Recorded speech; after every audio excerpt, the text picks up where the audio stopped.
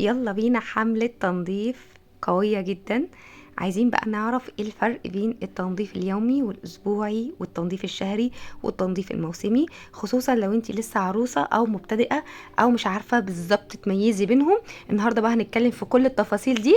هاتي بقى ورقة وقلم وحاجة دافية تشربيها، ويلا بينا عشان نبدأ الفيديو على طول. اول حاجة هنستعين بالخريطة الذهنية للبيت، ان احنا بنكتب البيت وبنكتب الغرف اللي فيه ايه، عندك كام غرفة، كل غرفة ايه مشتملاتها. يعني غرفة النوم مثلا فيها دولاب، فيها ادراج، فيها تسريحة، فيها سرير، فيها كومود. يعني كل حاجة بتكتبيها بالتفصيل قوي قوي قوي. ده بيساعدنا ان احنا اولا لما نيجي نعمل تخلص من الكراكيب نعرف اماكن اللي فيها الكراكيب ايه، وكمان بتقدري توزعي المهام على مدار الشهر او مدار الاسبوع. طيب الروتين اليومي للتنظيف هو روتين انا بعمله كل يوم بشكل يومي، زي ان انا برتب السرير، بكنس الارض، بغسل المواعين. دي حاجات انا بعملها كل يوم بشكل يومي تلقائيا. بيتقسم عندي لروتين صباحي وروتين مسائي. الروتين الصباحي هو ترتيب سريع للبيت، كل غرفة 10 دقايق بالظبط. نعمل تايم على الفون بتاعنا وبنخصص لكل غرفة 10 دقايق، بعمل ترتيب سريع للغرفة. يعني بعد السرير بسرعة برجع كل حاجة مكانها، لو في منديل وقع على الأرض بشيله. الحاجات دي بنظبطها بسرعة كأن في ضيف جايلك. طيب الروتين المسائي بعمل فيه ايه؟ برجع بقى كل حاجة أنا استخدمتها مكانها. المطبخ عندي اتوسخ بعد مثلا الغدا فبغسل المواعين، الغرف اتبهدلت مطرح ما الولاد كان بيلعبوا أو بيذاكروا فببتدي أعمل ترتيب تاني للبيت بالليل. ده كده الروتين بتاعي اللي انا بعمله مره الصبح ومره بالليل. طيب الروتين الاسبوعي، الروتين الاسبوعي ده بيبقى تنظيف عميق شويه للبيت، بيتعمل مره واحده في الاسبوع. لو انت كمان بتشتغلي ممكن تخصصيه يوم الاجازه بتاعتك. اليوم ده اللي انت بتعمليه بيفرق معاكي على مدار الاسبوع. بتقدري بقى تعملي اللي هو الروتين البسيط اللي هو الترتيب السريع اللي انا كنت لسه قايله لك عليه، لان اوريدي انت منظفه البيت تنظيف عميق في الاسبوع.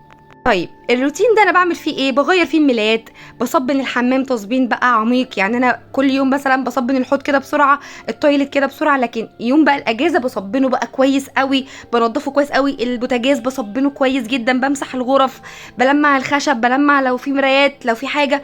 كل الحاجات دي انا بعملها مره واحده في الاسبوع، فبيبقى الترتيب بتاعي على مدار الاسبوع بيكون ترتيب بسيط جدا. طيب التنظيف الاسبوعي بيسهل عليكي خطوات كتيره جدا على مدار الاسبوع. لو انت اهتميتي بالتنظيف الاسبوعي بيتك هيكون رايق على مدار الاسبوع، خصوصا لو بتشتغلي.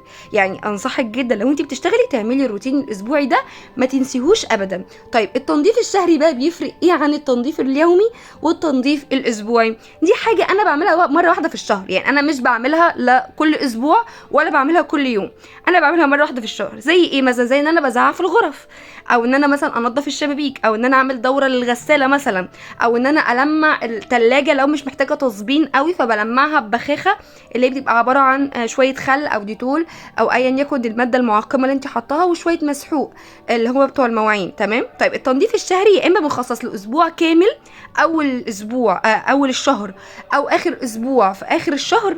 يعني هو بتخصصي له كده اسبوع بحاله، يا اما بتقسميه على مدار الشهر. يعني كل اسبوع غرفه. وده طبعا اللي انا انصحك بيه، وده اللي انا بعمله. انا بعمل التنظيف الشهري على مدار الشهر كله. انا بخصص لكل غرفه اسبوع كامل بعملها على مدار الاسبوع ده. يعني مثلا الاسبوع ده انا هعمل غرفه النوم، هعمل مثلا النهارده الادراج، بكره التسريحه، بعده الدولاب، وهكذا. المطبخ مثلا الاسبوع ده اللي هو الاسبوع التاني هعمل المطبخ مثلا، يبقى هعمل النهارده البوتاجاز، بكره التلاجة، بعده الادراج، بعده دواخل المطبخ، وهكذا. يبقى انت بتخصصي على مدار الاسبوع حاجه واحده بس هتعملها تنظيف عميق. التنظيف الموسمي بقى بيختلف ايه عن التنظيف الشهري؟ حاجات ما بعملهاش كل شهر، انا ممكن اعملها مره او مرتين او 3 مرات كبيري قوي في السنه. زي مثلا حاجات تعمل قبل المواسم، ممكن كل 3 شهور، ممكن كل 6 شهور. يعني على حسب انت وظروفك. عندك اطفال فانت محتاجه تعملي الكلام ده كل 3 شهور. مثلا انت لسه متجوزه عروسه فمش محتاجه تعمليها مثلا ممكن تعمليه مرتين بس في السنه. انا عن نفسي بعمله 3 مرات في السنه، قبل رمضان وقبل الشتاء ودخلت المدارس وقبل الصيف. فلو هنحسب مثلا على السنه دي، فانا مثلا بعملها قبل رمضان يعني شهر 2 اللي احنا فيه، وبعملها شهر 9 طبعا ده ثابت معايا قبل الدراسه وقبل الشتاء، وبعملها على شهر 5 اللي هو قبل الصيف. يعني هي في دخلة الصيف كده. تمام. طيب الروتين الموسمي ده انا بقى بعمل فيه ايه؟ بصبن حوائط لو محتاجه، لو مش محتاجه خلاص. بعمل ايه تاني؟ بغسل سجاد، بغسل ستاير، بغسل الانتريه بتاعي لو عندك ركنه، لو عندك الكلام ده كله. بصبن السيراميك بتاع الحمام، بتاع المطبخ. بنضف بقى فوق المطبخ، فوق الدواليب، اللي هي الحاجات اللي هي العميقه قوي، تحت السراير، الحاجات اللي انت ايدك مش بتيجي فيها طول الوقت.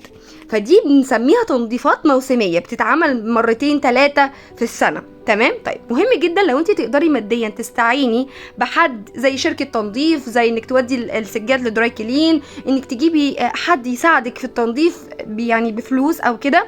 ده بيكون بتفتحي باب رزق لحد تاني، وفي نفس الوقت انت بتسهلي على نفسك.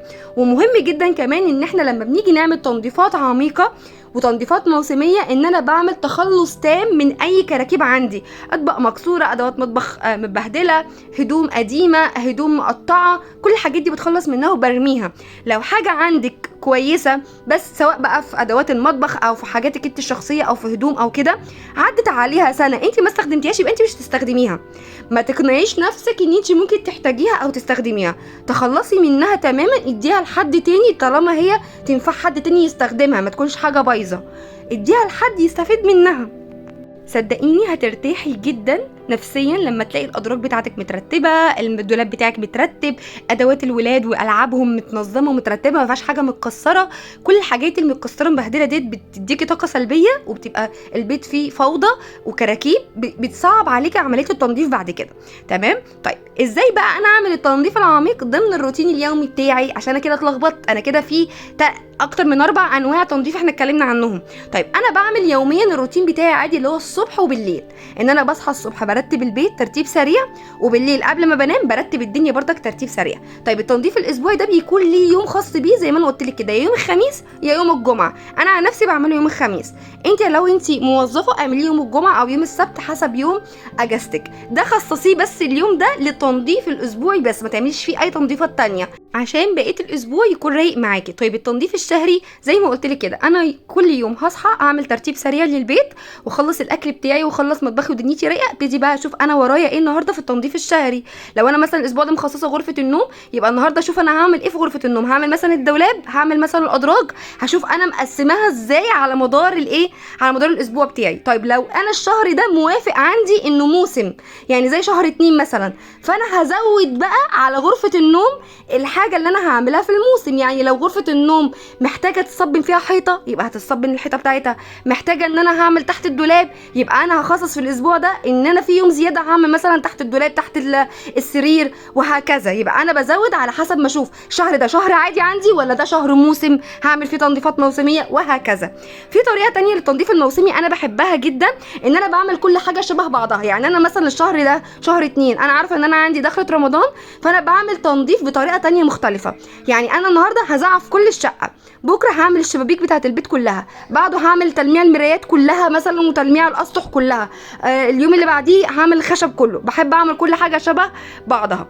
مهم جدا اننا نكون عارفين مواعيدنا كويس، والكلام ده انا قلته قبل كده كتير، علشان اليوم اللي بنزل فيه عندي درس، عندي تمرين، عندي اي ميعاد خارجي، ميعاد دكتور، اي حاجه، ما احطش فيه تنظيفات عميقه.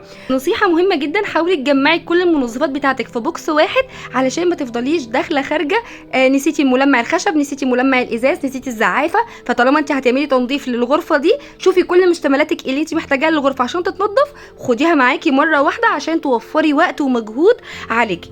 يا رب الفكره تكون وضحت ليكم، واكون قدرت ابسط لكم الموضوع وما يكونش فيه اي لخبطه. ولو في اي حاجه طبعا اكتبوا لي في التعليقات وانا هرد عليكم. ولو في اي حد عنده نصيحه ممكن يضيفها لي، طبعا احنا بنضيف كلنا لبعض وبنتعلم طبعا من بعض وبنستفيد من بعض. يا ريت لو اي حد فيكم عنده نصيحه يقدر يقولها لي بردك تحت في التعليقات. وبس كده، يا رب بقى الفيديو يكون فادك وعجبك. ولو عجبك بقى ما تنسيش تعملي لايك وتشترك في القناه علشان يوصلك اي فيديو جديد انا بنزله. وما تنسيش طبعا ادومها وانقل. يلا باي.